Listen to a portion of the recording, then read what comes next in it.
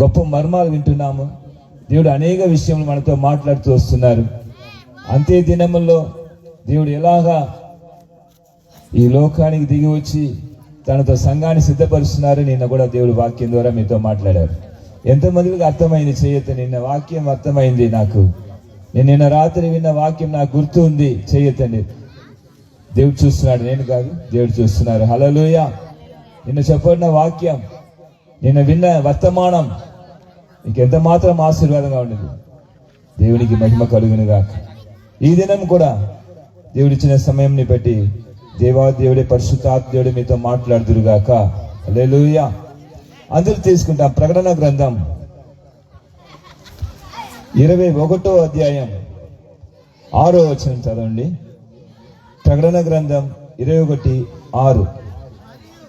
మరియు ఆయన నాతో ఇట్లా, నేను సమాప్తమైనవి, నేనే అల్ఫయు ఒమేగాయు అనగా ఆదియు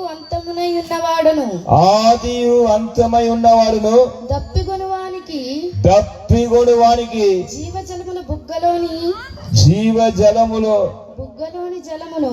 బుగ్గలోని జలమును నేను ఉచితముగా అనుగ్రహింతును. చప్పట్లు కూడా దేవుని మహిమపరచును. హల్లెలూయా. నేటికి ఈ వాగ్దానం మీ మీద నెరవేర్చబడును గాక. ఈ నాగవరం గ్రామం మీద దేవునితో జీవము గల బుక్కలలోని జలమును నేను ఉచితముగా అనుగ్రహిస్తాను. హల్లెలూయా. దేవుడు ఈ రోజు మీకు ఉచితముగా ఆయన జీవ జలమును ఇవ్వబోతున్నాడంట. హల్లెలూయా. దేవుని బిడ్డరా, ఈ రోజు కూడా వేసవి కాలంలో మనం ఏం తాగుతున్నాం?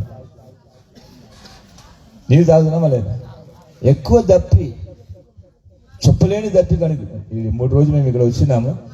చివరి 2 రోజులు ఎక్కువ ఎండ ఎక్కువ మేము చూస్తున్నాం. ఎక్కువ దప్పి. కానీ దేవుడు చెప్తున్నాడు, ఎవరు దప్పి కలిగి ఉన్నారో ఈ రోజు మీరందరి మీద దేవుడు ఏం చేయబోతున్నాడంట? ఆ జీవ జలంని మీ మీద కుమ్మరించబోతున్నాడంట. చెప్పండి కూడా దేవుని మహిమపరచండి. దేవుని ఈ జీవ జలం మీ మీద కుమ్మరించబడినప్పుడు మీ కుటుంబము, మీ పరిస్థితులు, మీతో ఇంతవరకు ఏదైతే మీకు అడ్డుగా ఉండిందో ఆశీర్వాదానికి, మీ సమస్యలు అంతటికి ముగింపు దేవుడు ఈ రోజు ఇవ్వబోతున్నాడు. హల్లెలూయా. ఎంతమందికి ఈ జీవజలం కావాలని మీరు చేయొద్దండి. దేవుడు మీ దప్పిని చూసినట్టు బలముగా దిగి వచ్చి మీ కుటుంబాన్ని విడిపించబోతున్నాడు. హల్లెలూయా. బైబిల్ గ్రంథంలో ఒక వ్యక్తిని గురించి మన అందరికీ పరిచయమే ఉంటుంది. సువార్తలో యోహాను సువార్త 5వ అధ్యాయం తీసుకుంటే అక్కడ ఒక ఆయన ఉంటున్నాడు. 38 ఏళ్ళు ఆయన దప్పి కలిగి ఉన్నాడంట. ఆయన స్వస్థత కొరకు, ఆయన ఆరోగ్యాన్ని కొరకు, తనని ఎట్టయినా స్వస్థపరచుకోవాలి, ఎలాగైనా నేను మామూలు వ్యక్తిలాగా మారిపోవాలని చెప్పి అక్కడ చూసుకుంటే 2వ వచనం నుండి చదివితే తీసుకోండి. యోహాను సువార్త 5వ అధ్యాయము 2వ వచనం నుండి. యెరూషలేములో గొర్రెల ద్వారము దగ్గర బెథెస్దా అనబడిన ఒక కోనేరు గలదు. దానికి 5 మండములు గలవు. ఆయా సమయములకు, అందరూ గమనించండి, ఆయా సమయములకు దేవదూత కోనేట్లోనికి దిగి నీళ్లు కదిలించుట కలదు. మొదటిగా ఎవడు దిగునో వాడు ఎట్టి వ్యాధి గలవాడైనను బాగుపడును. చెప్పండి కూడా దేవుని మహిమపరచండి. ఈ రోజు కూడా వచ్చిన పిల్లలకి అందరూ చెప్తున్నాడు, మీరు ఎట్టి వ్యాధి గలవాడైనా కూడా సరే ఈ రోజు ఆ జీవజలం మీ మీద కుమ్మరించబడబోతుంది. మీరు అందరూ స్వస్థపరచబడబోతున్నారు. హల్లెలూయా. ఎంతమంది మీ కుటుంబ సంబంధమైన కార్యాలు, మీ ఆరోగ్య సంబంధమైన విషయంలో ఏదైనా సరే ఎట్టి సంబంధమైన అనారోగ్యం ఉండవచ్చు. మీరు అనారోగ్యం అంటే మీరు అనుకోదు నా శరీరంలో మాత్రం అన్నాను, మీ ప్రాణాత్మలు కూడా అనారోగ్యం ఉన్నాయి. మంచిగా మన జీవితంలో ముందుగా కొనసాగించలేక, దేవుని ఆత్మచేత నడిపింపలేక, మన ఇష్టానుసారంగా మనం జీవిస్తున్నాం. దానివల్ల అనారోగ్యం మన మీద వస్తుంది. దేవుని మాటకు లోపడకుండా, దేవుని సేవకులకు లోపడకుండా, పెద్దలకు లోపడకుండా కుమారులు కుమార్తెలు ఎంతో పోరాటంలో ఉంటున్నారు. ఈ అంతే దినముల్లో యవన బిడ్డలు ఎక్కడ ఏ కుటుంబంలో వెళ్ళినా యవన బిడ్డలు ప్రాబ్లమే. యవనస్తులు లోపడట్లేదు. ఎట్టి వ్యాధి ఉన్నా కూడా సరే ఈరోజు మీరు అందరికీ స్వస్థత కలుగును గాక. చప్పట్లు కొడితే మైంపడతాను. మీ అందరికి విడుదల కలుగును గాక. ఈ నాగవరం గ్రామం మీద దేవునితో సన్నిధి ఈ రోజు బలముగా దిగి వచ్చునుగాక. యేసు నామంలో ఈరోజు కూడా మనం చూస్తున్న ఆ వ్యక్తి ఎవరో కాదు, 38 సంవత్సరంగా బైబిల్లో రాయబడిన ఆయన, అందరికీ ఫేమస్. ఎన్నో సంవత్సరాలు ఆయన గురించి దైవజనులు మాట్లాడుతూనే ఉంటున్నారు. కానీ ఈ రోజు ఒక మర్మం చెప్పబోతున్నాడు దేవుడు. బాగా గమనించండి. ఈ మర్మం మీ మీద కూడా నెరవేర్చబడునుగాక. అతని గురించి రాయబడింది. ఆయన 38 ఏళ్ళుగా ఆ కోనేరు దగ్గర పడి ఉన్నాడు. నేను అనుకుంటాను ఆయనకి యవ్వన కాలంలోనే ఆయనకి ఏదో రోగం వచ్చింది. ఆయన రోగి అయిపోయినాడు. యవ్వన కాలంలోండి 38 ఏళ్ళు ఆయన అక్కడ పడి ఉన్నాడు. దేని కొరకు పడి ఉన్నాడు? ఆ దేవదూత వచ్చి ఆ కోనేరుని ఏం చేస్తుంది? ఏం చేసింది? ఇంత వాక్యం చెప్పండి. ఏం చేసింది? కదిలించింది. హల్లెలూయా. చెప్పండి కూడా దేవుని మహిమపరచండి. ఈ రోజు కూడా మీ గ్రామం కదిలించబడాలా వద్దా చెప్పండి. మీ గ్రామం కదిలించబడాలి. మీ కుటుంబాలకు విడుదల రావాలి. మీరందరూ స్వస్థత పొందాలి. ఇక ఇలాగనే మీ బతుకుపోతుంటే, ఇలాగనే శ్రమలు, కష్టాలు, చాలా కరువులు, ఒక పూట ఉంటాయి, 2 పూటలు కష్టాలు, అలాంటి పరిస్థితి చాలా మంది ఉన్నారు నాకు చెప్పారు. మీ కుటుంబంలో దీవెనలు, ఆశీర్వాదములు కుమ్మరించబడాలంటే దేవుడితో కదిలింపు జరగాలి. దేవుని దూత రావాలి. హల్లెలూయా. చప్పట్లు కొట్టి దేవుని మహిమపడతామా? ఈ రోజు కూడా దేవుని వాక్యం చెప్తుంది, ఆ దూత కదిలించినప్పుడు ఎవడు మొదటిగా దిగుతున్నాడో వాడు ఏమైపోయినట్ట? ఎట్టి వ్యాధిస్తుడైనా కూడా వాడు బాగుపడతాడు, స్వస్థ పొందుతాడు. చప్పట్లు కొట్టి దేవుని మహిమపడతాడు. ఒక్క దూత దిగి వచ్చి ఎప్పుడో ఒకసారి, సంవత్సరానికి ఒకసారి, 2 సారి, ఎప్పుడు వస్తుందో తెలియదు. ఆ ఒక్క దూత దిగి వచ్చే దాని వరకు అక్కడ గుంపు గుంపుగా ఉన్నారంట. కింద రాయబడింది, చదవండి. ఆ మండపంలో ఎవరెవరు ఉన్నారంటమ్మా? గుడ్డివారు,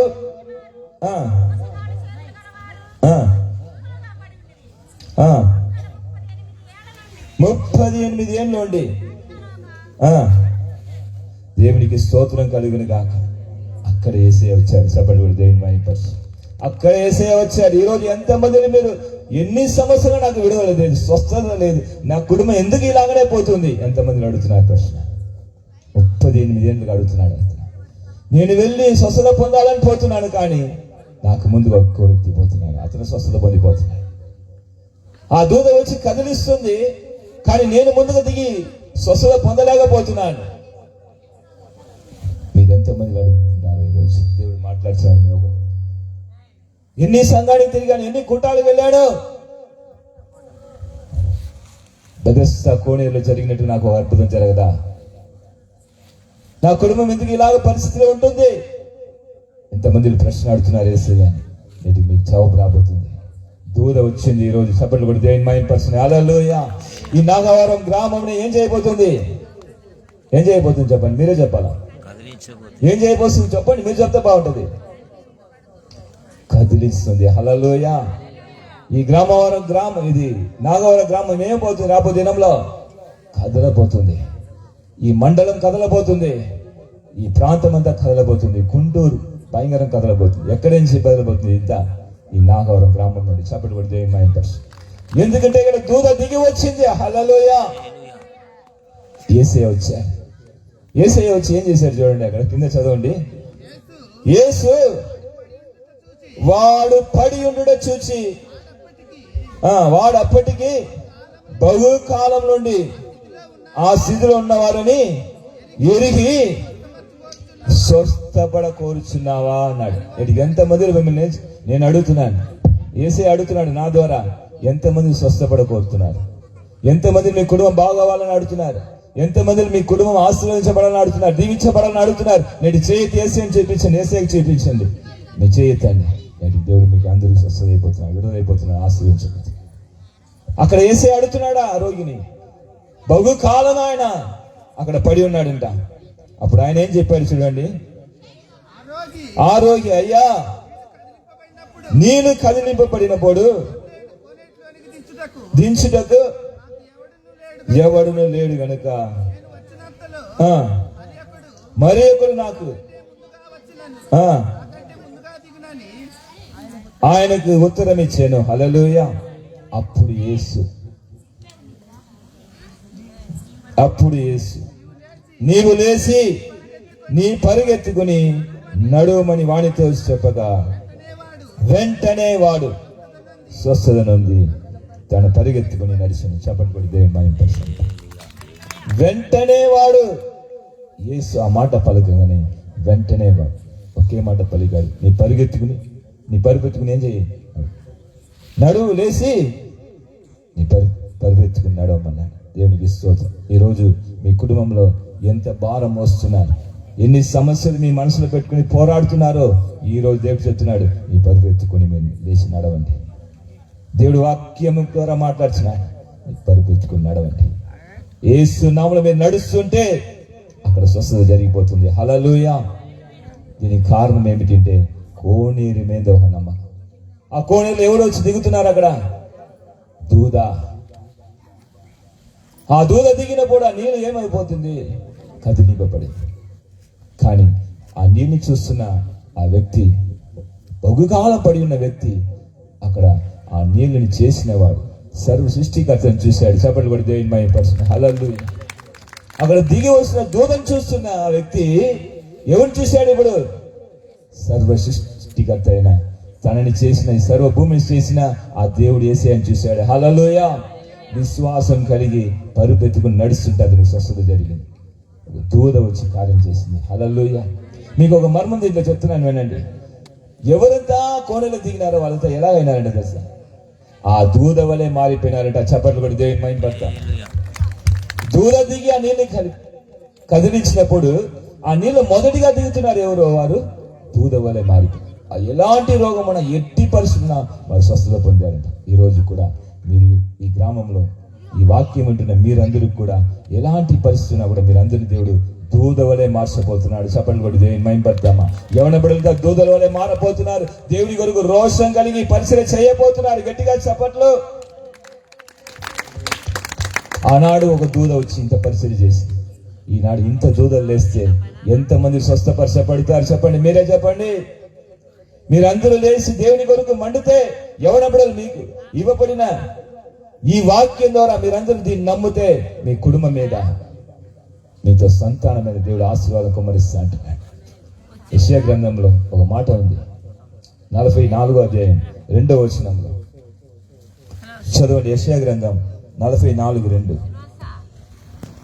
నిన్ను సృష్టించి గర్భంలో నిన్ను నిర్మించి నీకు సహాయం చేయవాడైన యెహోవా ఇలాగు సెలవిచ్చుచున్నాడు, సేవకుడు వగు యాకోబు నేను ఏర్పరచుకున్న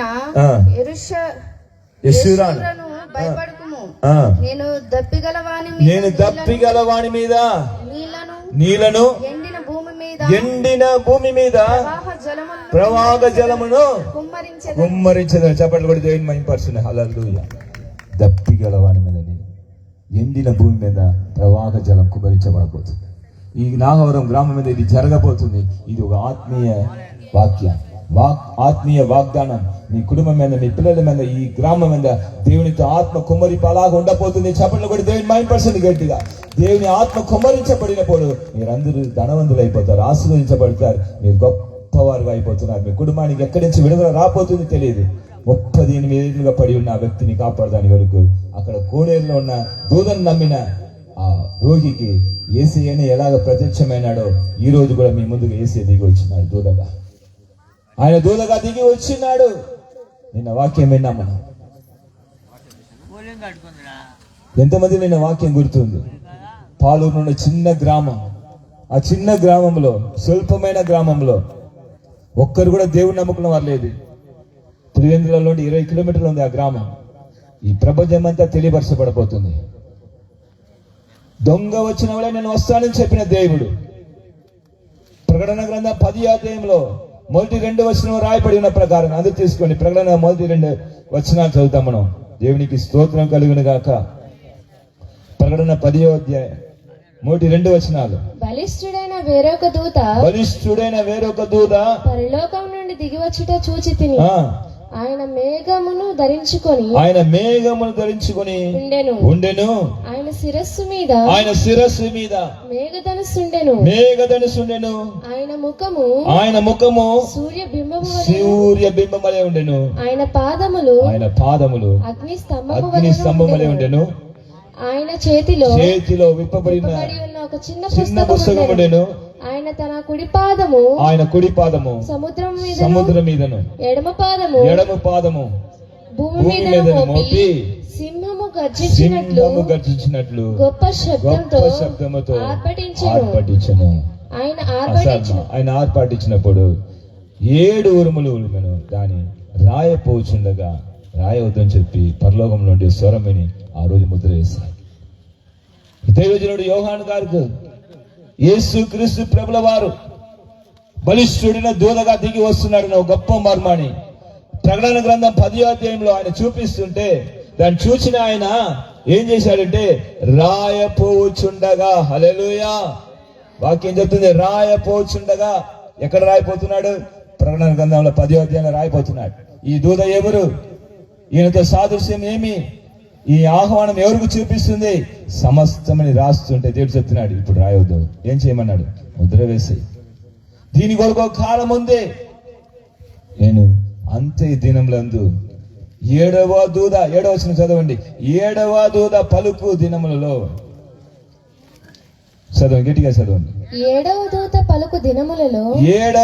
పలుకు దినములలో అతడు బూర ఊదపోచుండగా దేవుడు తన దాసులకు ప్రవక్తలకు తెలియపరిచిన సువార్త ప్రకారము దేవుని మర్మము సమాప్తమగునని చెప్పాను. చెప్పట్లు కూడా దేవుని మహిమపరిచి. ఇది ఒక సువార్తగా రావాలి. అంతేకాల సువార్త. దేవుడు తన దాసులకి ఈ సువార్తని గురించి చెప్పారంట. ఏమి సువార్త? దేవుడు పరిశుద్ధ ఆత్మదేవుడు అంతే దినములో ఎలాగ ఆనాడు యేసుక్రీస్తుని బాప్తిసం ఇవ్వడానికి వరకు ఆయన బాప్తిసం ఇచ్చే యోగాన్ని ఏర్పరచుకుని భూమికి వచ్చి బాప్తిసం పొందిన సమయంలో ఆయన పావరములే దిగి వచ్చాడు. అలాగనే పరిశుద్ధ ఆత్మదేవుడు రూపం కలిగి బలిష్ఠుడిన దూతగా దిగి వస్తున్నాడు. చెప్పలు కూడా దేవుని మహిమపరచడం. దేవుడు తండ్రి యొక్కయో కుమారుని యొక్కయో పరిశుద్ధ ఆత్మకి బాప్తిసం పొందాడు. తండ్రి ఉన్నాడు, కుమారుడు ఉన్నాడు, పరిశుద్ధ ఆత్మ దేవుడు ఇప్పుడు ఎక్కడ ఉండబోతున్నాడు చెప్పండి? అందరూ మనలో ఉండబోతున్నాడు. హల్లెలూయా. ఎక్కడ ఉండబోతున్నాడు పరిశుద్ధ ఆత్మ దేవుడు? ఎక్కడ నివాసం చేయాలి? మనలో, నాలో. హల్లెలూయా. నాలో ఎలాగ నివాసం చేయబోతున్నాడు దాన్ని చూపించడానికి కొరకే 10వ అధ్యాయంలో బలిష్ఠుడిని దూతగా దేవుడు దిగి వస్తున్నాడు. దొంగ వచ్చిన వాళ్ళే వస్తానని చెప్పి అక్కడ రాయబడింది. 7 సంఘాన్ని గురించి రాసినప్పుడు 2వ అధ్యాయంలో యేసుక్రీస్తు దొంగ వచ్చిన వాళ్ళే వస్తానని చాలా చోట్ల రాయబడింది. దొంగ మన ఇంటికి వస్తున్నాడు, వచ్చినప్పుడు చెప్పేసి వస్తాడా? ఎక్కడ వస్తాడో తెలియదు. అందరికీ తెలుసు ఎండ్ టైం రివైవల్, యేసు ప్రభు రాకడ ముందుగా ఒక గొప్ప ఉద్యమం ఉంది, దైవజనులు అందరూ ప్రకటిస్తున్నారు. కానీ ఎవ్వరికి తెలియదు ఈ మర్మం. యేసుక్రీస్తు ప్రభుల వారు గొప్ప మర్మం ఏమిటంటే ఓ చిన్న స్వల్పమైన గ్రామంలో దేవుడు దిగి వస్తున్నాడు. హల్లెలూయా. ప్రకటన గ్రంథం రాయబడిన ఆ 7వ వచనం చెప్తుంది. ఏం చెప్తుందంటే దేవుని మర్మము సమాప్తమవును. 7వ దూత బూర ఊదపోవచ్చుండగా 7 సంఘాలు 7 దూతలు. ఆ 7వ దూత ఏం చేయబోతుంది? సంఘానికి వరకు నిలబడి బూర ఊదుతున్న కాలంలో ఇది జరుగుతుంది. లవోదికీయ సంఘ కాలం జరుగుతుంది. సంఘ పెద్దలు అందరూ చెప్తున్నారు, దైవజనులు చెప్తున్నారు. ఈ చివరి సంఘ కాలంలో యేసుక్రీస్తు చివరిగా వచ్చి అంత్యక్రీస్తు కాలానికి ముందుగా ఆయన రావటం అనేది ఒక గొప్ప మర్మం. ఈ లోకంలో ఎవరికి అది తెలియపరచబడలేదు.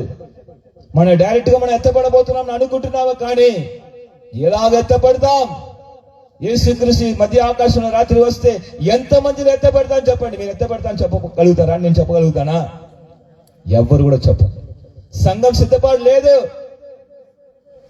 లోకం వైపు తిరిగిపోతుంది సంఘం. సంఘ బిడ్డలు లోక పోరాటాలు ఎక్కువైపోయినాయి, సమస్యలు ఎక్కువైపోయింది. ప్రతిదినం కుటుంబ పోషణ, లోకంలో ఉన్న పాపాన్ని జయించలేక అక్కడ చెప్పబడింది 7వ సంఘాన్ని గురించి. చల్లగా లేదు, వెచ్చగా లేదు, నీరువెచ్చగా ఉంటున్నారు. ఇంత భయంకరమైన కాలంలో దేవుడు వస్తే ఏమవుతుంది? ఎత్తపడతామా? దీనికి యేసయ్య ఏం చేశారంటే ఈ గొప్ప మర్మాన్ని ప్రకటన గ్రంథం 10వ అధ్యాయంలో దాచి ఉంచారు. హల్లెలూయా. సంఘాన్ని సిద్ధపరచడానికి కొరకు నేను అంతే దినములో బలిష్ఠుడైన దూతగా భూమికి దిగి వస్తాను. నేను దిగి వచ్చిన ఆ సంఘాన్ని సిద్ధపరుస్తాను. దేవునికి స్తోత్రం. అక్కడ 7వ దూత బూర ఊద పోచుండపు. అక్కడ ఏం జరిగింది? అక్కడ రాయబడింది. చదవండి 7వ వచనము. 7వ దూత పలుకు దినములలో 7వ దూత పలుకు దినములు 7వ దూత అక్కడ పలుకుతున్న కాలం ఇది. అతడు బూర ఊదపోచుండగా దేవుడు తన దాసులకు ప్రవక్తులకు తెలిపిన స్వార్థ ప్రకారము దేవుని మర్మం సమాప్తం. ఏ మర్మాన్ని రాయవద్దు అని దేవుడు ఆ రోజు ముద్ర వేశాడో ఆ మర్మం సమాప్తం అవే కాలం ఉంటున్నా. ఆ సమాప్తంగా ప్రకటన గ్రంథంలో ఆ గొప్ప మర్మం ఏమిటంటే యేసుక్రీస్తు ప్రభుల వారు మరల భూలోకానికి వచ్చి ఈ భూమిలో ఉన్న వాళ్ళందరినీ అంత్యక్రీస్తు కాలానికి ముందుగా తన సంఘాన్ని తన దగ్గర చేర్చుకోబోతున్నాడు. హల్లెలూయా. తన రెక్కలు చేర్చుకోబోతున్నాడు. వాళ్ళందరికీ ముద్ర వేయబోతున్నాడు. అది ఇలా పరిశుద్ధాత్మ అంత్యకాల ముద్ర. ప్రకటన గ్రంథం 7వ అధ్యాయం చెప్తుంది, ఒక దూత దిగి వస్తుంది, ఆయన చేతిలో ఒక కర్ర ఉంది, ఆయన అందరి నెత్తిలో ఒక ముద్ర వేస్తున్నాడు. ఆ ముద్ర వేయబడిన వారు మాత్రం కాపాడబడుతున్నారు. భయంకరమైన శ్రమల కాలంలో ఆ ముద్ర వేయాలని దేవుడే అతన్ని పంపిస్తున్నాడు. హల్లెలూయా. ఆ దూత వేరే ఎవరో కాదు, ఆ బలిష్ఠుడైన దూదైన యేసయ్య. చెప్పండి కూడా దేవుని మహిమపరచు. ఆ బలిష్ఠుడైన దూదైన యేసయ్యనే దిగి వచ్చి మనకు పరిశుద్ధ ఆత్మ ముద్ర వేస్తున్నాడు. ఈ ముద్ర ధరించుకున్న బిడ్డను దేవుడు కాపాడబోతున్నాడు. శ్రమల కాలంలో మీరు కాపాడబడబోతున్నారు. ఈ సువర్తమానం ఒక గొప్ప మర్మం. ఈ మర్మాన్ని గురించి అక్కడ చెప్తున్నాడు. తన దాసులకు ప్రవక్తలకు దీన్ని తెలియపరిచారంట. ఎక్కడ తెలియపరిచారు? నేను చూసాం మనం. ఎఫెసీ రాసిన పత్రిక 3వ అధ్యాయం 6వ వచనంలో రాయబడింది. ఆ మర్మం ఏ మర్మం? అది చదవండి. ఈ మర్మం ఏమనగా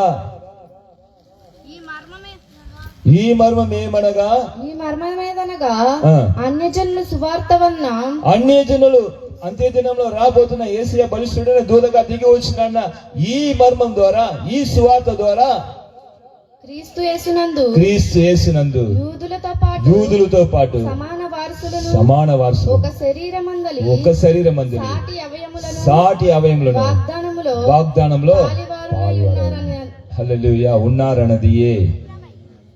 యూదులతో పాటు అన్ని జనులు కూడా సమాన వారసులు అయిపోతున్నాడు. ఎందుకంటే పాలూరున్న చిన్న గ్రామం అన్నిలతో నింపబడిన గ్రామం. అక్కడ దేవుడు దిగి వచ్చినాడు.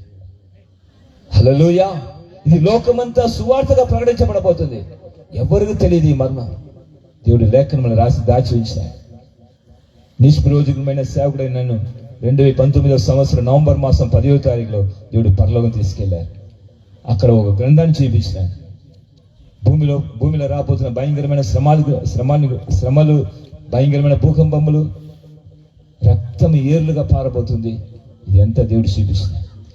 దీనికి ముందుగా నేను రాకడ సిద్ధపడాలి. నా సంఘం సిద్ధపడాలి.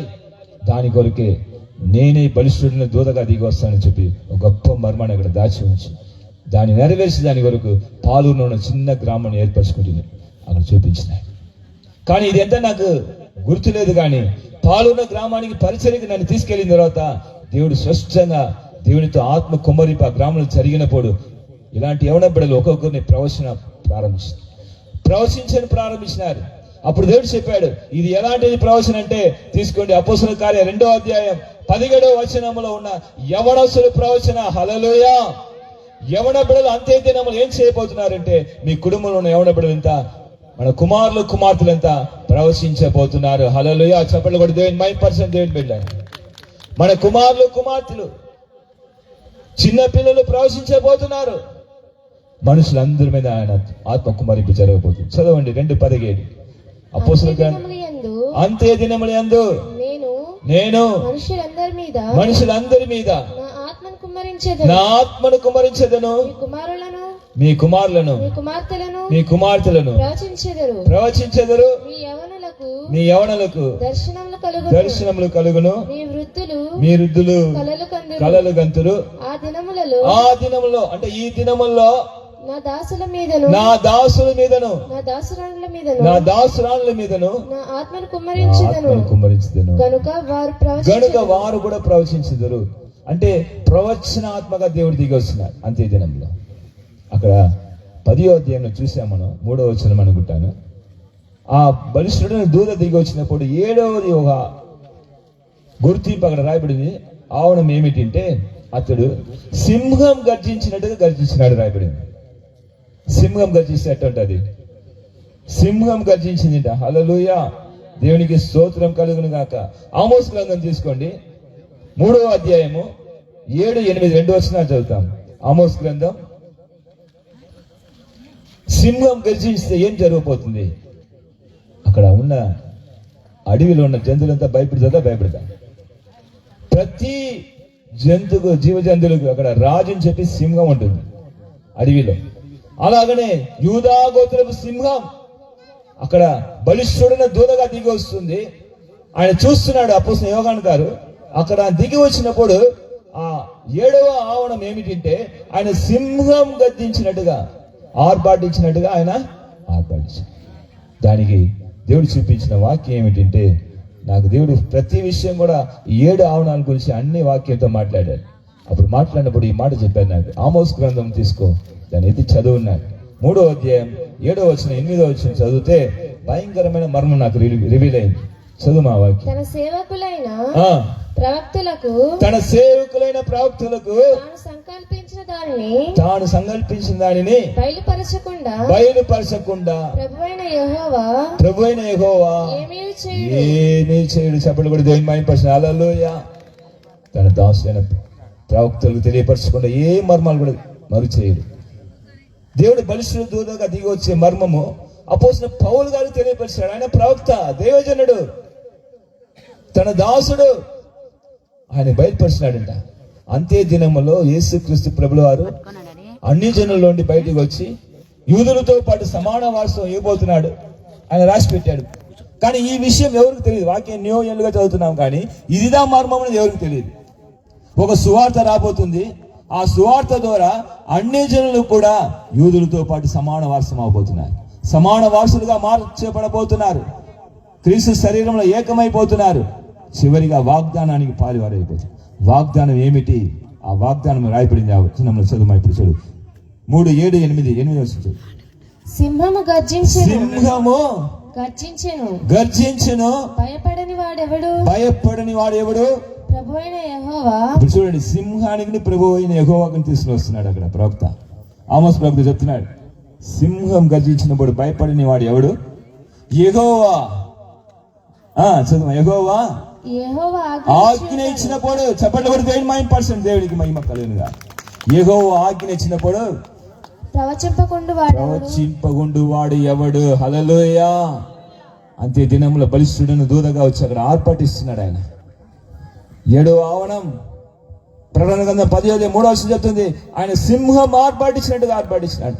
అప్పుడు దాని దేనికి అక్కడ ఆర్పాటించిన అర్థం ఏమిటంటే, యెహోవా అక్కడ ఏం చేస్తున్నాడు? ఆజ్ఞాపించినప్పుడు ప్రవచించని వాడు ఎవడు? హల్లెలూయా. ఒక ప్రవచన ఆత్మతో దేవుడు దిగి వస్తున్నాడు. చెప్పండి కూడా దేవుని మహిమపరచండి. ఆ జీవజలం మీరు పొందుకోవాలి. ఈ సంఘం పొందుకోవాలి. ఇక్కడ ఉన్న ప్రతి సంఘ బిడ్డలు పొందుకోవాలి. అంతే దినంలో ఏం జరగబోతుందో మనకు తెలియదు, కానీ మీలో ఉన్న కుమారులు కుమార్తెలు ప్రవశించబోతున్నారు. మీ కుటుంబంలో ఏం జరగబోతుందో వాళ్ళు చెప్పబోతున్నారు. రేపు జరగవలసిందని చెప్తారు. భయంకరమైన శ్రమల కాలంలో మీ కుటుంబంలో దేవుడు నివాసం చేయబోతున్నాడు. మీలో ఒక్కొక్కరిలో పరిశుద్ధ ఆత్మ దేవుడిగా. చెప్పండి కూడా దేవుని మహిమపరుస్తారు. యెహోవా ఆజ్ఞ ఇచ్చినప్పుడు ప్రవచించని వాడు ఎవడు? అందరూ ప్రవచిస్తారు. అదిదా అపోస్తలుల కార్యం 2వ అధ్యాయం 17వ వచనం 18వ వచనం. అంతే దినములో కడవరి వర్షం కురిపించినప్పుడు దేవుడే దిగి వచ్చి కురిపిస్తాడు. అందుకే చెప్తున్నాడు, అంతే దినములందు నేను ఉంటున్నాడు. చెప్పండి కూడా దేవుని మహిమపరుస్తాను.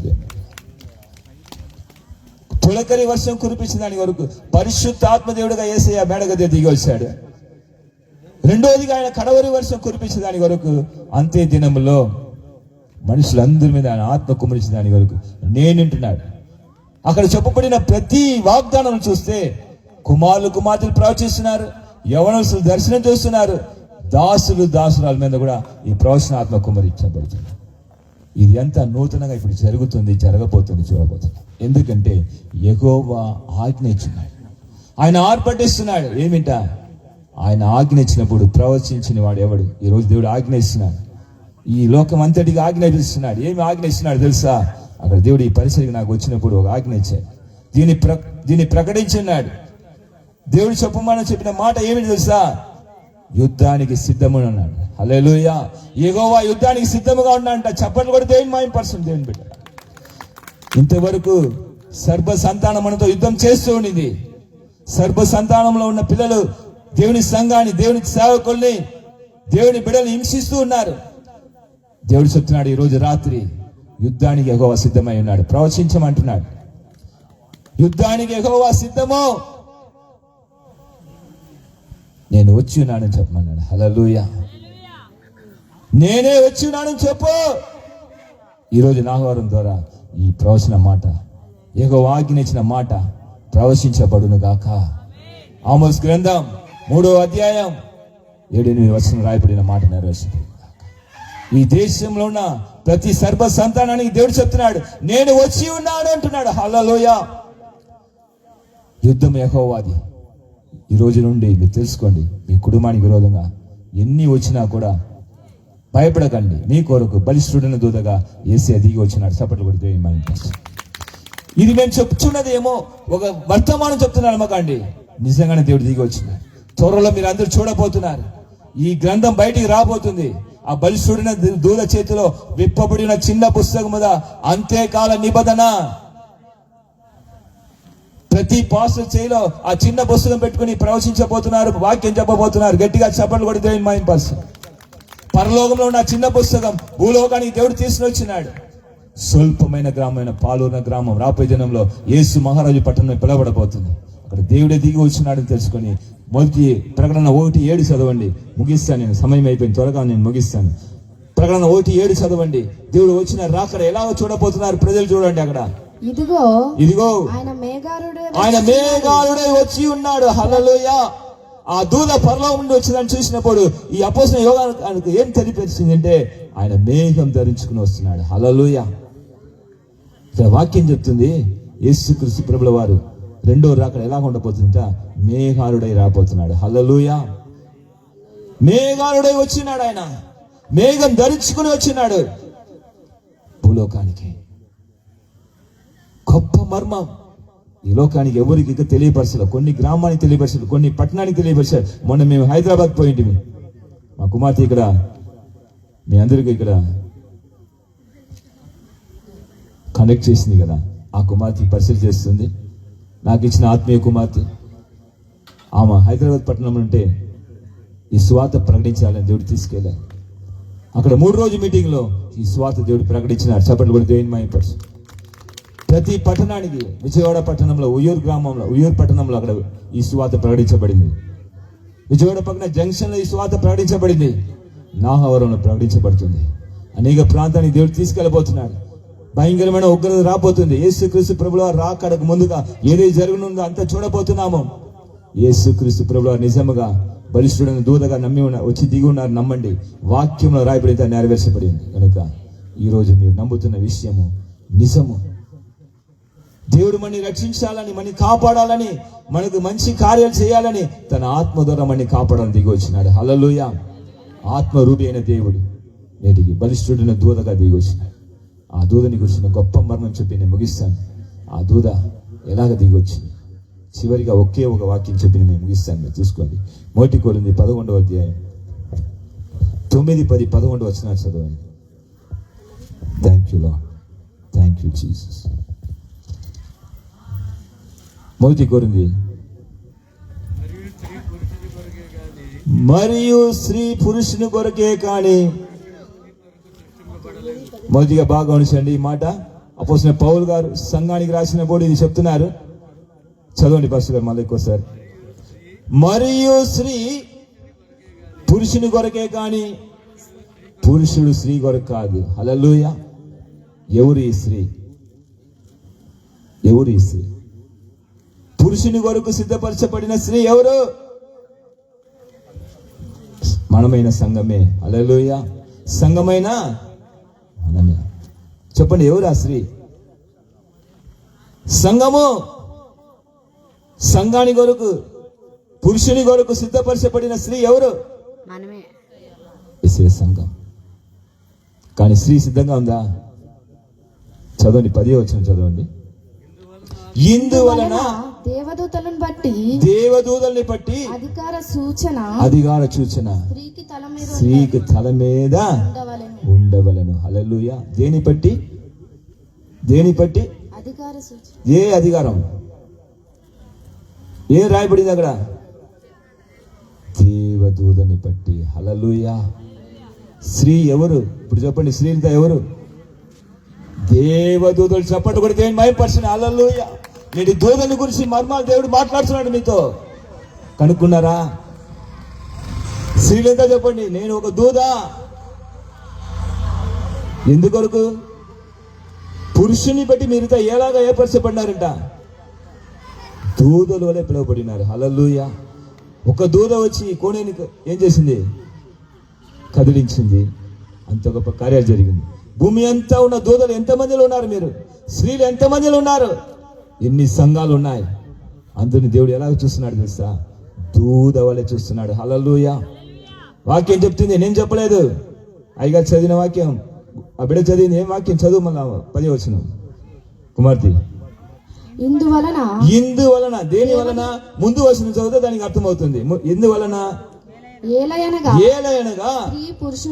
స్త్రీ పురుషుని నుండి కలిగినే గాని పురుషుడు స్త్రీ నుండి కలగలేదు. ఆదాము ఎక్కడి నుంచి వచ్చారు? దేవుని దగ్గర నుండి వచ్చారు. అవ్వ ఎక్కడి నుంచి వచ్చింది? ఆదాము నుండి వచ్చింది. ఇక్కడ వాక్యం అదే చెప్తుంది. అప్పుడు పురుషుల్లో నుండి ఎవరు వచ్చారు? స్త్రీ వచ్చారు. అప్పుడు పురుషుని ఎందుకు వరకు దేవుడు ఏర్పరచుకున్నాడు? తనకు శిరస్సుగా ఉండాలని, తన సంఘానికి, తన కుటుంబానికి శిరస్సుగా ఉండాలని. అప్పుడు స్త్రీని ఎందుకు వరకు ఏర్పరచుకున్నాడు? దూత వలె ఏర్పరచుకున్నాడు. అక్కడ రాయబడిన మాట అది అర్థం. పురుషునికి సాటి సగాయంగా దూతగా ఉండాలని ఏర్పరచుకున్నాడు. చెప్పండి కూడా దేవుని మహిమపరుస్తాం. దేవుని బిడ్డరా, చదువు. మరియు స్త్రీ పురుషుని కొరకే గాని పురుషుడు స్త్రీ కొరకు సృష్టింపబడలేదు. పడలేదు. స్త్రీ కొరకు పురుషుడు సృష్టించబడలేదు. స్త్రీ ఎక్కడి నుంచి వచ్చింది? ఆదాము పక్కటేమిక, ఇద్దరు ఏకం. అందుకే కింది వచనం చెప్తుంది. 10 చదువు. ఇందువలన దేవదూతల్ని బట్టి అధికార సూచన స్త్రీకి తల మీద ఉండవలను. ఎందుకు మీ తలలో బయట వేసుకుంటున్నారు? ఎందుకు బైబిల్ చెప్తుంది? ఎందుకు మీ హెయిర్ స్టైల్ ఎందుకు అలాగుంటుంది? మీరంతా ఎవరండి? మీరు దూతలు, దేవునితో దూతలు. మీరంతా గొప్ప మర్మం మీరు తెలుసుకోండి. లోకంలో ఎవరికి ఇంత గొప్ప మర్మం తెలియపరచలా? మీ గ్రామాన్ని దేవుడు తెలియపరుస్తున్నాడు. వినండి, రేపు చూడబోతున్నారు. దూతల్ని పెట్టి ఈ సూచన అధికారం ఇవ్వబడింది. 11వ వచనం. అయితే ప్రభునందు స్త్రీకి వేరుగా పురుషుడు లేదు, పురుషునికి వేరుగా స్త్రీ లేదు. స్త్రీ పురుషుల నుండి కలిగెను, అలాగనే పురుషుడు స్త్రీ మూలముగా కలిగిన. హల్లెలూయా. అందరు క్రీస్తులో ఏకమై ఉన్నారు. ఈ స్త్రీ ఎవరు? అక్కడ రాయబడిన స్త్రీ ఎవరు?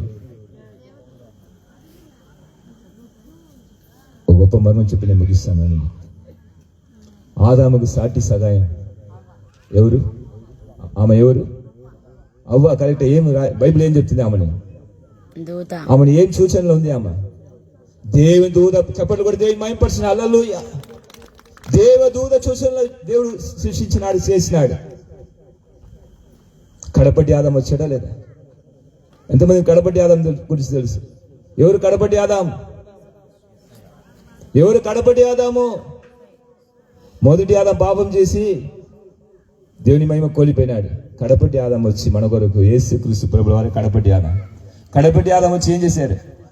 మన కొరకు ప్రాణం పెట్టి, మన కొరకు ప్రాణనిచ్చి దేవునితో కుమార్తెలుగా ఏర్పరచుకున్నాడు. ఇప్పుడు అంతేకాల సంఘము ఏమై ఉందంటే స్త్రీకి సాదృశ్యంగా ఉంది. ఇప్పుడు అంతేకాల సంఘము రక్షించబడాలి.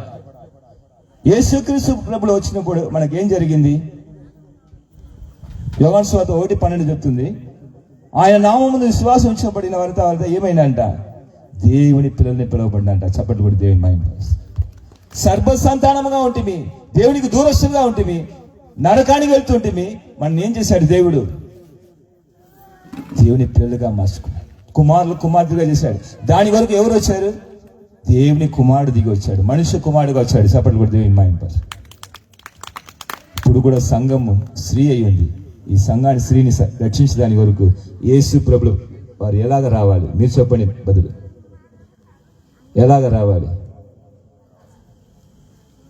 ఎలాగ రావాలి? చెప్పేశాడు అక్కడ, దూతగా వస్తుంది. దేవుడు ఎట్ట వస్తున్నాడు? బలిష్ఠుడిని దూతగా వస్తున్నాడు. ఆ దూత ఎలాగ ఉండబోతుంది? ఒక స్త్రీగా ఉండబోతుంది. చప్పట్లు కూడా దేవుని మహిమ. అంత్యకాలంలో యేసుక్రీస్తు ప్రభుల వారు స్త్రీగా భూలోకానికి వస్తున్నాడు, దూతగా వస్తున్నాడు. చప్పట్లు కూడా దేవుని మహిమ. దేవుని బిడ్డరా, ఆయన మనం చూడబోతున్నాం. యేసుక్రీస్తు ప్రభుల వారు దూత సాదృశ్యంతో వస్తున్నాడు. ఎందుకొరకు? తన స్త్రీ అయిన వధువ సంఘమైన ఈ పాపంలో పడిపోయిన సంఘాన్ని, పాతాళానికి పోయిన సంఘాన్ని మళ్ళా ఈ స్త్రీ ద్వారా, ఎవరు నిజమైన సంఘ వధువ ఎవరుంటే దేవుడే మళ్ళా పక్కటి ఎమికలోండి, ఎలాగా ఆదం పక్కటి ఎమికలోండి అవ్వ వచ్చిందో అలాగా ఆ కడపటి ఆదం పక్కటి ఎమికలోండి తనతో కడపటి అవ్వాని లోకానికి తీసుకుని వస్తున్నాడు. చప్పట్లు కూడా దేవుని మహిమపరుస్తున్నాడు. గొప్ప మహిమని దేవుడు బయలుపరుస్తున్నాడు. హల్లెలూయా. యేసుక్రీస్తు శరీరంలో